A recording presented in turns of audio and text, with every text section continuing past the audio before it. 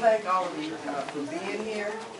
And let me recognize my colleagues, Congressman Bobby Scott, Congressman Steve Cohen, Congresswoman Marcia Fudge, all of whom have become co-sponsors of this bill and who also have huge unemployment rates in their district. Congresswoman Sheila Jackson Lee from Texas, who's coming in now, who really get it, and their commitment and dedication to the unemployed and to job creation is really unparalleled. So I want to thank all of you for joining us today and for being co-sponsors of this bill.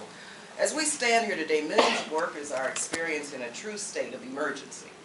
Too many people at every level of experience and skills have been out of work far longer than they ever imagined. These individuals are the backbone of our nation, are key to our economic recovery, but most importantly, they deserve to live the American dream also. But many of them today stand on the brink of personal financial ruin. I will continue as soon as Congressman Bobby Scott comes forward with his statement because he has a markup and so he needs to leave. And so I want to thank Congressman Bobby Scott for being the lead co-sponsor on this bill. We both introduced this together, have been working on it for a long time now, and I want to thank him for his leadership. And also I want to thank Mr. Rosen and all of you for being here and for mounting the effort that you have mounted, because with the type of organization and the type of vision and the type of commitment that all of you have based on personal experience, but based on the fact that you know we have to create jobs also at the end of the day, I'm cautiously optimistic and hopeful, but we never know where we're going to get to until we do the work that has to be done and to stay focused and organized and committed to our cause. So thank you again, all of you, for being here. Congressman Bobby Scott. Thank you, Representative Lee, and I want to thank my colleagues who are here today to talk about the legislation that would expand unemployment compensation for those hard-working Americans who have lost their job during this historic recession and have exhausted their unemployment compensation benefits.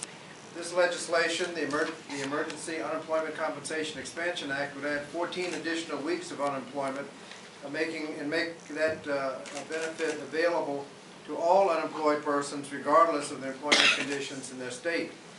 Congresswoman Lee and I introduced a similar bill at the end of the last session, but it did not reach the floor. It is our hope that this bill will receive some necessary support to help those unemployed Americans most in need. The critics of unemployment compensation believes it gives people an incentive not to work, but the fact is, and this chart shows, that there are more people looking for work than there are jobs. So a lot of people, regardless of how hard they look, are unable to be able to find work. People want to enjoy the dignity of work instead of collecting an unemployment check.